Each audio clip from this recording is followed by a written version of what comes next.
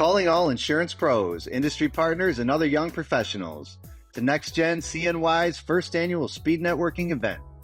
With your registration, enjoy pizza from Toss and Fire, cocktails, and engage with other like-minded individuals. We'll also have a professional photographer on hand so you can update those professional headshots. And we'll be collecting back-to-school supplies for the annual backpack giveaway at Mary Nelson's Youth Center. All this at Harvey's Gardens in Syracuse, August 15th from 5 to 7 p.m. Go to biginy.org and register online. You won't want to miss it. See you soon. Good afternoon, everybody. Craig Van Epps here from Haler, Fryer & Kuhn and Alaire Company alongside Jackie Kelly-Caden from RLK General Insurance in Syracuse, New York. And we're back with our third episode of Next and Now. And today we're talking about leadership and personal and professional development. We have two great guests that exemplify that leadership. Peter Vercillo, Dryden CEO and President at Dryden Mutual, one of our partner carriers. We had a great lunch with him at 317 at Montgomery. Shout out to Joel Carpenter for hosting us and allowing us to record our podcast there. And Peter shared some really great insights on his leadership story and what he values as a leader as he's investing time in mentoring and training and developing leaders, and what he also brings to the leadership table himself personally. And he has a great story from working with his dad and his dad's business, and then all the way through State Farm, and then claims and on the casualty side at Dryden. And then 10 years ago, he was tapped by Bob Baxter to succeed him and become the president and CEO at Dryden, and all of the experiences he's had there and the impact he's made in developing leaders and just developing himself as a leader. And then Ralph Simone at Emergent was amazing and had shared some similar stories and similar styles of leadership that Peter. It was interesting how they reflected each other. Ralph is this founder at Emergent, and their mission is to develop leaders throughout our region to raise their consciousness and their performance. And they offer one-on-one coaching, they offer training and development, group coaching, and you are a graduate of their program and come with your own leadership experience at Haler. And so share some of the takeaways you've had through yourself, just personally through your own development as a leader, and then from your work at Emergent. Yeah, it was a great series of sessions that I was able to enjoy with myself and a lot of my peers. And I know they've used his resources throughout the organization, as well as some of my other agent friends have also taken advantage of what he has to offer and had great takeaways as well. But really, the importance of surrounding yourself with great leaders and mentors is so impactful and so important, both in your personal and professional life with everything that you're doing. Yeah, and we talked about that. That's not a through line through all of our episodes. It's really from Kristen Martin through to Jackie Coelho and Eric Devendorf, really setting your mind up right in the morning. And we both do that in the mornings, really wanting to start our day out on a positive note. Yeah, instead of jumping right out of bed into the mix, right? Yeah. For me personally, it's in front of my vision board with my cup of coffee, positive messages on the TV above, and really just being intentional with how I want the day to go, and taking some time to pause and reflect and think about what are my top 3 challenges or my top 3 goals. And I want to give a little bit better than my best in each day and prove what that is. And I really think we can take something positive from everything and everyone that we come in contact with throughout our day. There's always going to be challenges, but not letting those challenges dictate your ability to have a good day every day, or a great day every day, I should say. Yeah. And also importantly, one of my goals every day is to leave a positive impact with everyone I come in contact with as well. Yeah, and that's a mark of a great leader, and that's what Ralph and both Peter and Ralph have said, and our other guests have said that too. How important that is the positive impact they're making in the community and in their organizations. And we want to highlight and shout out Big Eye New York and the work they do to develop leaders in our agencies. Agents all across the state can take advantage of the Leadership Academy, a 6-day course that you can be part of. And then it doesn't just end at 6 days. They also offer ongoing support and development and training and mentorship. And then we have the Leadership Summit. So leaders throughout the state who are part of their local association. So shout out to join one of your associations if you can do that. And really, you can be invited to and be part of the Leadership Summit. And it's a full day of breakout sessions and collaboration and sharing ideas. Dinner at the end, where we're casually talking about what we're learning at our own agencies, what's working and what's not working. So it's a great way to build that mentorship and build your networking group. And then we also have our own, through our own Next Gen committee, we have our activities that we're doing. And so we're developing leaders too as we work with our committees. So yeah, stay tuned for a great episode and enjoy our guests.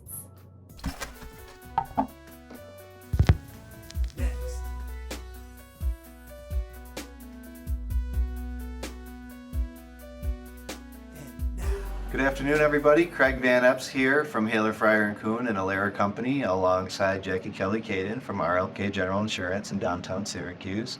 And with us today, we have the co-founder of Emergent, Ralph Simone, author. You have the podcast, your coach, really does it all. Oh, yeah. Thanks for joining us today. Thank you, Craig. I appreciate it, Jackie. Thank Yes, thanks for being on the podcast. It's so nice to meet you. So I was reading one of the articles on the website as I was getting familiar with the website, and it was about toxic. It stood right out to me. It was Toxic Independence. That was the title. And I was reading it right after Independence Day, which is the most celebrated holiday for us as rugged individual Americans that you reference in the article. And I was struck by the way you juxtapose interdependence and independence, and how interdependence is a quality we don't think of with leaders, but it's so valuable. And you quote one of your bosses from your early days that leadership is not just about what you can get from something. Much more important is what you can give to others. And I love that idea. When you think of a leader, you think top, solo, boss, and not necessarily team or interdependent. So can you speak more to that and how we can reimagine maybe independence so it's not so toxic? Well, so I think one way to do it is talk about them together. Okay. It's both and. There is a place for independent work, but it's all done interdependently. I think one of the most independent activities that causes big trouble is the way people drive. You are not the only one on the road. Your safe driving, your driving habits are dependent, right, or interdependent with other people. Right. And I think that we've gone a little too far. Independence is absolutely necessary. When we talk about independence and interdependence from a leadership perspective, we're looking at two poles. And we want to manage these poles. We want to know, what if we've gone too far one way or the other? You can go too far in having too many teams, Okay. too much collaboration and not enough independent work. And so it's really looking at how do we manage this independence and interdependence in a very effective way to have a positive impact on the organizations that we work and lead.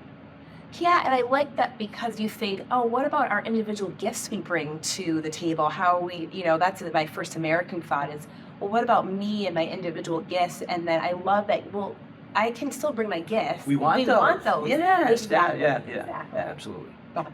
Absolutely. And I think even the challenge with post-COVID, we did a very interdependent things. We separated people so that they could work independently. But now context really should drive when people should work independently and when they should work interdependently. And I think sometimes this fierce independence causes us to stay isolated when, we came back to the office as soon as we safely could because we like the accidental collisions. We like bumping into each other. Connections are usually made best face-to-face for any person. So true. So true.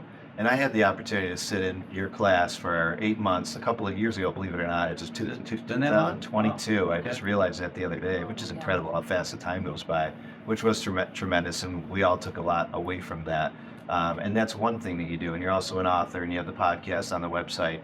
With all of the coaching that you've done over the years and everything that you're involved in, what would you say are some of your most fulfilling successes that you've experienced?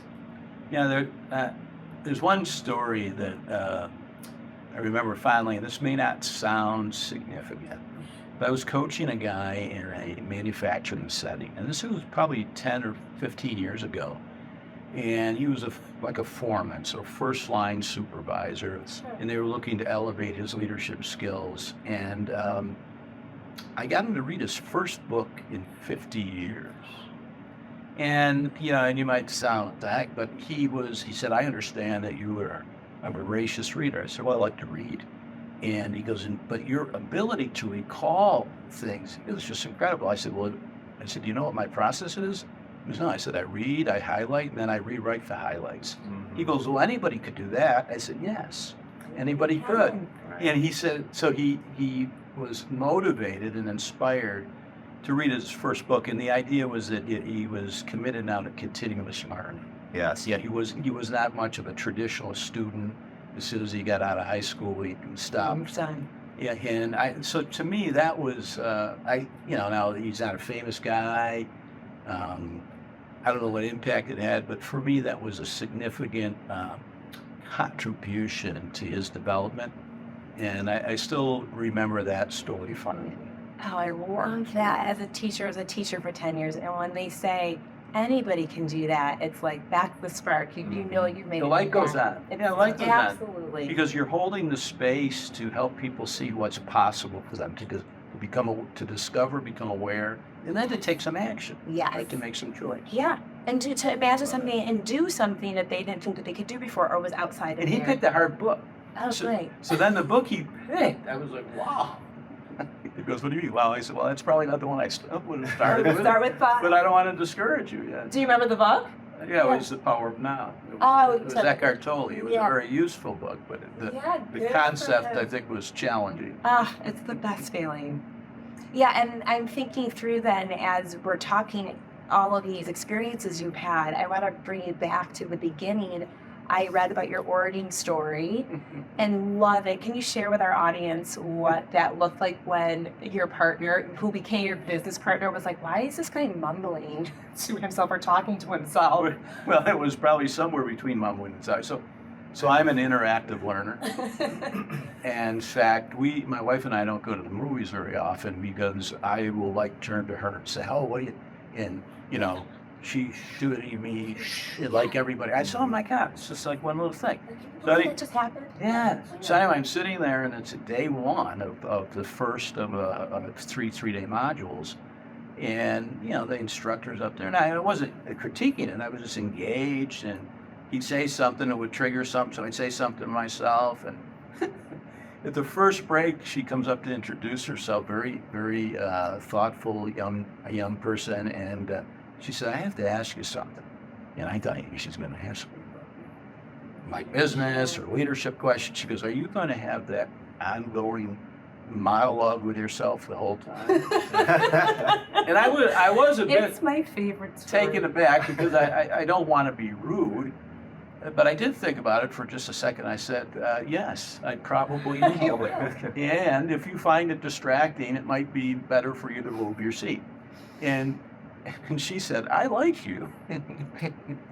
And so we hit it off. I guess it was the authentic answer. I'm not sure what she Well, liked. you both. I mean, for her to come and say that to you, a lot of people would just be like, that's annoying, and just mumble to themselves and be Right. annoyed and not say anything or mumble in their brain. But she came up to you, and then your response is great.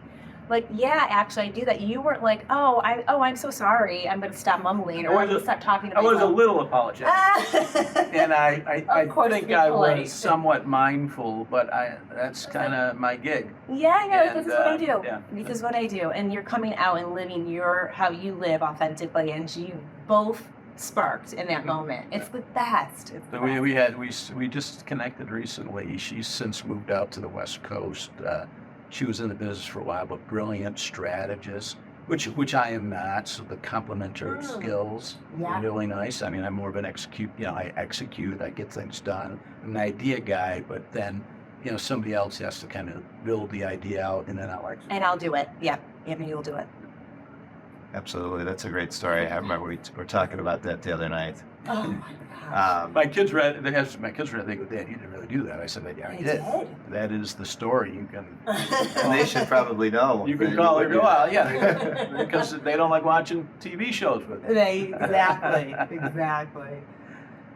Well, coming out of the class that I participated in a couple of years ago now, I mean, there's a lot of things that benefited me, and there was a few things that I wanted to share here today. And part of that is setting the intention, right? Setting your intention, and I think that starts in the morning for all of us, right? And taking that time.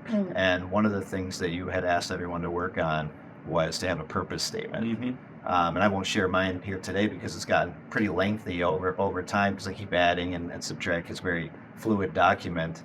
But I think that's so important. And since that, what I've started to do in the morning is I now have a vision board in the house, in the living room. Congratulations. It's cut in half. Half the left side's mine, the right side's mine. My daughter. Oh, nice. So she contributes and she puts her things up there in mine, and she has. It's become quite a little section of just things that are important to us, and we move them around and engage with it on a daily basis, which has been impactful. And one of the things that I thought was important with that time is just setting your mindset and taking that time for reflection. And if you recall, my final project in the class, I did a little play on words. I do remember that. Which I brought here today, and we will show this in a better way for our viewers. But peas in the pod, if you remember. And the drawing, my little one helped me out with here, but there's the peas in the pod in the brain. I don't remember if you had the drawing. No, that's been added since. Nice. But the peas, right? The peas are our thoughts, and the pod is our mind, right? And being intentional with our thoughts, I think, is so impactful. And then obviously that's the mind in the background. But I'll run through it. The peas in the pod, it just became kind of a play on word, and I've shared this with a lot of people, and they've enjoyed it. So focusing on the positive, right? There's a positive to be found in every situation, right? No matter how bad that situation is. And I think we all come across things in our days and our weeks and our months that are challenging, but finding that positive and focusing on it and driving towards that, I think, can really change your direction. And the excellence in execution is determined by the preparation, right? You can't just show up and go all the time. You have to have that time to plan out your day. What are the top 3 things I need to execute today? And taking that time to be intentional with your time. Effectively prioritize your time, but be agile. I got that from class, being agile enough to adapt in environments that change rapidly, right? We can have the greatest plan, and in what we do, right? Oh my goodness. The greatest plan every morning, which most of us have, and then the phone rings and the walk-ins come and the emails come. So being able to reshuffle the deck with your priorities throughout the day and reprioritize, and that's a constant reshuffling. And being present in the moments that matter most. That's definitely one that I've been much more intentional with over time, both personally and professionally, right? And the example from class that I recall is when you have a team member come to the door, do you have a moment, right? How many times do we hear that throughout the day? Do you have a minute, 5 minutes, whatever it is? And oftentimes you want to say yes, and you're only half listening or you're only half present. So being present in those conversations, scheduling them. I don't have time now, but this afternoon I do, or next week, or whatever it is, and that we can be fully present. And the same thing with our kids and our families, right? Being present at home. How often are we at the soccer field and you look around at some of the folks that are just scrolling on their phone, and they're missing so much of life around us. So being present. Pause and reflect. That's another one, and being thoughtful in your responses. How often when an email comes or a text message or part of a conversation comes, do we have that gut reaction? Right. That feeling to react. And how often, if we just take a few moments, do we have a shared understanding? Do I understand what the message is or what the question is that's coming at me, so that I can respond in a way that is more impactful? Pause and reflect. Which is respond versus react. Respond versus react. Exactly. I feel like I'm doing a leadership class right now. No, this- Am I giving too much? No, this I like is- agile. Well, I like this was so good. This is his work based on a class that we actually asked his permission to post it to this blog. on the It's website, on the so it'll be, and Yeah, we this is will good post content. it. Ah, This is good that's content. great. Yeah, and a lot of this I have, but there's definitely some pieces, the pause and reflect, the agility, a lot of these things I added to based on some of the conversations we had in class. And it really made it a more robust, and also my purpose statement has grown significantly since that time. Yeah. And don't dwell on the past or worry about anything you can't control, right? The past is the past. We can learn from it, Yep. but we can't dwell on it. And this is something I've done over the last decade so often in my life. When something comes at me, can I control this? And if the answer is no, if I can't control the outcome in any way, I immediately take my thoughts out of it. Nice. Take my thoughts out of it, because there's nothing you can do except dwell, and that's a negative, Yeah. right? So that's the first thing. I honestly think if you find the positive, you find it, you focus on it. and you don't dwell on anything in the past or you can't control, just those two things alone will change your direction significantly in your mindset. And then lastly, you talked about driving earlier. When you arrive at an obstacle, pivot and progress. Obstacles simply create a scenic route to success. Nice. All right, so if we go back to the example of driving down the road, right? You're busy, you want to get somewhere, there's a detour. You can swear, darn it, I'm gonna be late, and what the heck. Or you can turn the tunes up and roll the windows down and look around and enjoy the other 3 minutes that you're gonna be in the vehicle. Yeah. So there can't be victory without challenge. So the way you face it and how you attack it intentionally, I think, is so critical.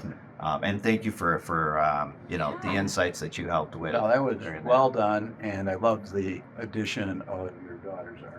Yeah, those peas. Yeah, she's got several renditions at home, but that's the one we landed on. Very nice. Yeah, and I include her in everything I do, from soup to nuts, and she's just turned 10 last month. Is that right? Yeah. Oh, wow. So she Okay. contributes in ways that surprise me.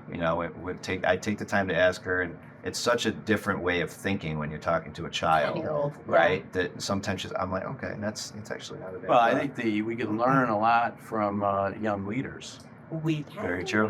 Because they don't have nearly as much baggage as perhaps an older leader as myself has. They don't have as many things to unlearn.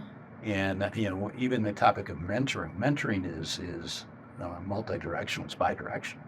It's not just I have all the wisdom and therefore let me mentor you. We can be mentored from our children around technology, around many things, right? So I think this concept of everybody's a leader in being open to learning leadership lessons from it, regardless of how long they've been on the planet or what title they have these innate gifts that they are offering, and as long as we're open to receiving them. So I love that. I do, how much he brings her into it, and in teaching, it's similar. When you light them up like that and trust that they can be leaders and that they own the classroom themselves, since it's your classroom, it is the spark, the confidence, I think. And not as much now in our generation, but certainly in the past, kids are like, seen and not heard. And now they have things to contribute. And if you notice your kids in the backseat of the car, if you come into stop and go traffic, they're just like, whatever. Yeah. Like they don't have the same energy, like, oh my God, we have to get to this place. They're just enjoying the ride. So enjoy the ride. Yeah, just enjoy the ride. Yeah. Well, thank you so much. Where can we find you? The article, the Peas in the Pod article, the Toxic Independence article, which I loved. Well, you can find us right here, but online you can find us at getemergent.com. Okay. And so there's a whole list. I don't know if it's all of our blogs, but all of our podcasts. In fact, I just realized I had written my 160-second blog. I saw that the other day. week, Yeah, 167. Which actually corresponds to two things that I think are interesting. One, it corresponds to my favorite sport, which is baseball. There are 162 games played during the year. Most importantly, it's the number associated with genius IQ. And I think everybody's a genius, comes into like a genius. And I think what leadership and coaching can do is allow people to recognize and tap into their genius. Sometimes life de-geniuses people. And I think leadership and coaching holds the space for people to step into that innate genius significantly. We need to do more of that. Yeah. Inspiring them to feel and own it and know it. Yeah. Thank you. Thank you, Jay. Thank you very much. Thanks, Ralph. Thanks for joining us.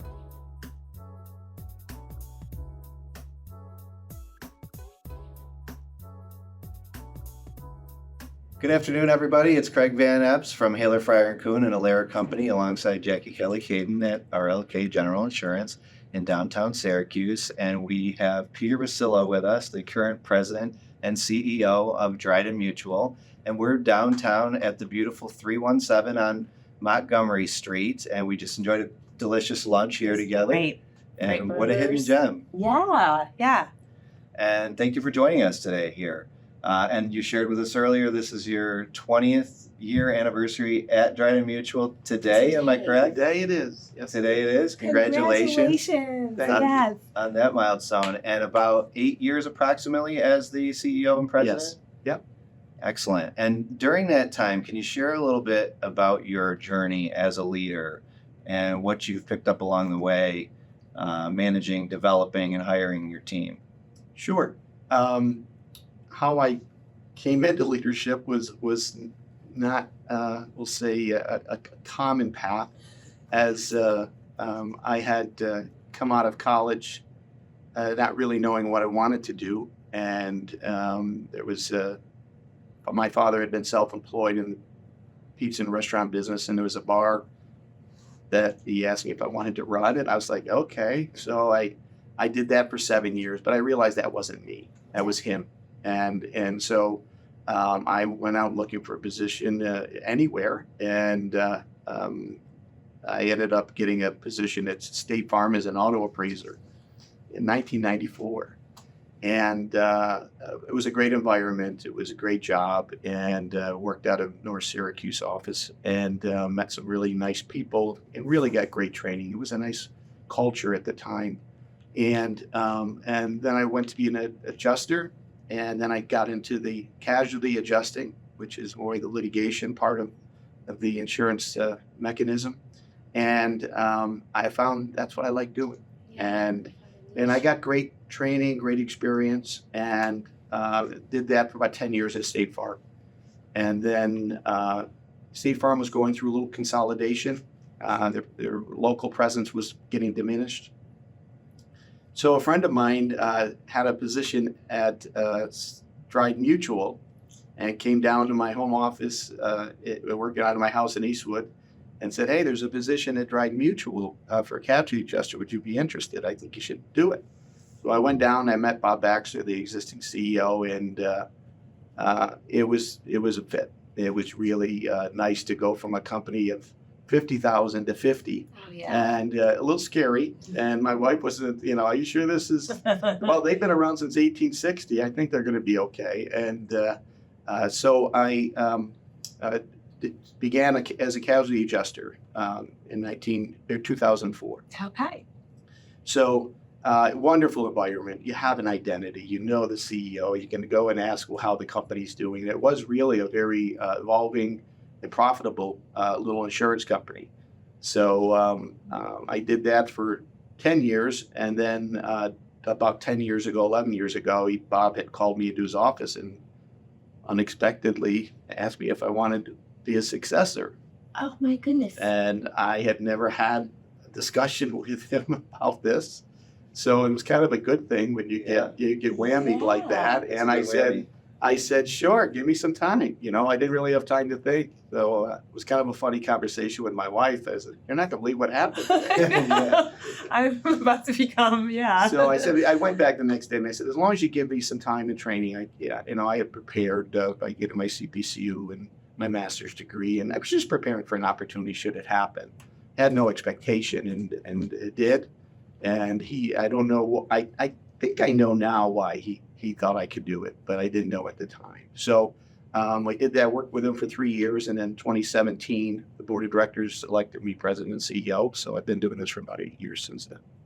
Excellent. So preparing for success, even though you didn't know what that success was going to be. Yeah. Yeah, so you were on that route before he called you into the office then. You were saying to yourself, I wasn't on any route. I was really just trying to better myself and prepare for an opportunity should it happen wherever. I never really even talked to him about it, so. Yeah, and what do you think, and maybe you'll talk about this later, but I'm intrigued, what do you think, why did he tap you? I think today I have an answer. Okay. At least I'm not saying it's the right answer, but I think you would agree with it. Is that I think he wanted to preserve the culture. And I think the empathy that I possessed, my curiosity and my creativeness seemed to be a fit.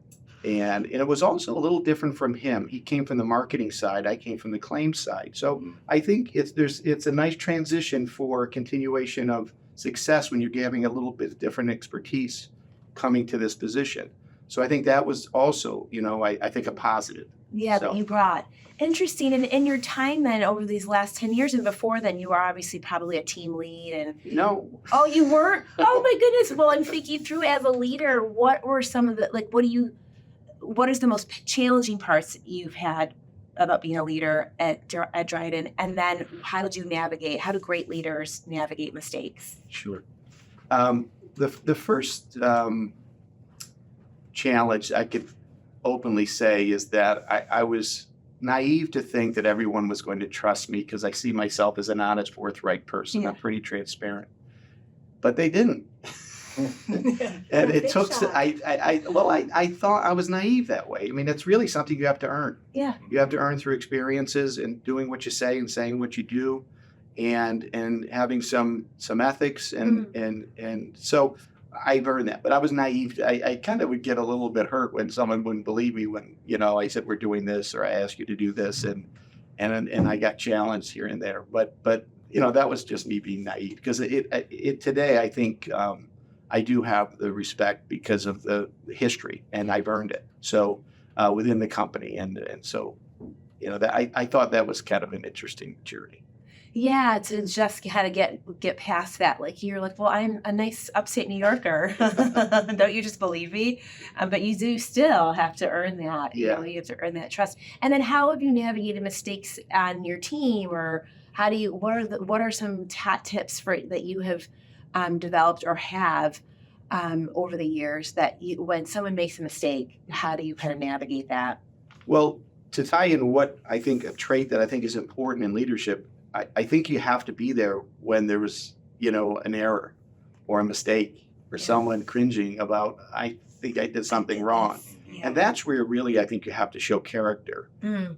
There's a phrase from Roger Lehman was a older senior vice president at State Farm. And I went to a conference and he said, true judgment of character is not made during a time of complacency, but rather a time of crisis. So how you act, how you treat people, at least in their mind when they're seeing a crisis, you may not see it, but how you react during that time, I think is a huge asset to building trust. And then for the future, it empowers them to take that calculated risk rather than being overly cautious and concerned or fearful in day-to-day decisions. So Yeah. And you talked about fear at lunch is how do you kind of, build a culture where fear is taken out? Because then people will come to then honestly what the mistakes they're making and feel that they can trust your response. Yeah. So, yeah. Excellent. And we talk about leadership here today. What are some traits that you look for in someone whether you're hiring from outside or developing from within that you feel strongly will help navigate these market conditions and continue to develop the agent relationships and maintain those relationships as well as deliver upon the client experience? I don't know if I could say that there's any one, but obviously, I would like transparency. I would like empathy, and I'd like honesty. Sometimes there's characteristics you can't teach. They just don't have it, and whether positive or negative. So if there's a foundation of honesty and you're seeing, who they are, it's usually a good place to start. And then if they're willing to learn and evolve, because it's important, I think, that the world is so diverse. Your staff is so diverse. Your family's so diverse. That's so true. As far as personalities. And so I don't think there's any one set characteristic, but those are probably some foundation characteristics that I would like in people, because I think it sets a tone of your culture within your organization. Absolutely. And you can teach the job, but you can't teach those things that you mentioned earlier. Sometimes you can. Yeah. So, Yeah, and what would you think then? What would you say is a number one leadership advice that you give to people that you're mentoring? We talked at lunch. You gave me some great advice as I'm embarking on this new leadership role I have at our agency. So what would you say, number 1, 2, 3 pieces of advice that you give to people that you're inviting? I think you have to be authentic to who you are. Okay. There's not one style of leadership. There's not one style of coaching. There's not one style of inspiring people. I think everyone has to kind of present it through their own character and their own values. And so you might have someone who's gruff and likes to play, the bad person to the good person, and to try to get you to maybe get through that struggle. There's others that are very nurturing, and supportive.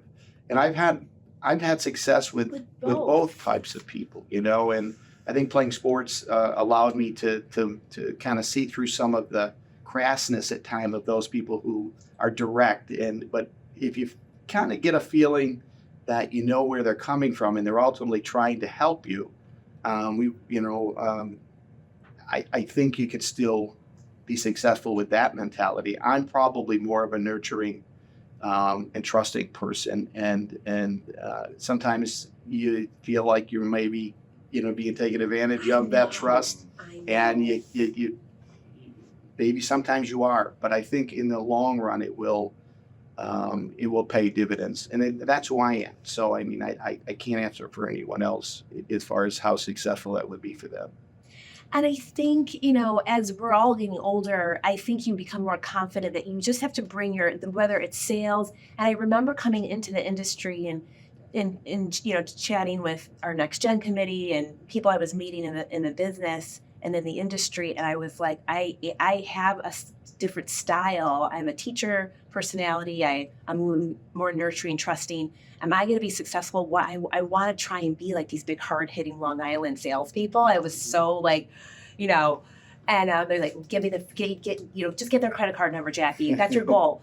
And I'm like, that's not me. Yeah. So you have to be confident in who I think that's true, no matter what place in the agency or at the company you're in, is to bring your true self and authentic self. Yeah. And then if you have a leader, they can develop that then. And it makes me feel better that you have had success with both types, the kind of gruff, direct, no nonsense, but then the trusting, advising, nurturing style. So yeah. So Thank you great for this. Great conversation. Thank you so much for the time today and the insights, and we really appreciate your partnership as well as the partnership with your team over at Dryden Mutual. Thank you very much. Thank you, Peter. Next to Now is hosted by Jackie Kelly-Caden and Craig Van Epps, and produced by Michael Abbott. Music by Michael Bullock. Logo designed by Craig Van Epps and Maddie Tomkos. And a special thank you to the whole Big I team for all of your support. Thank you so much. Thank you.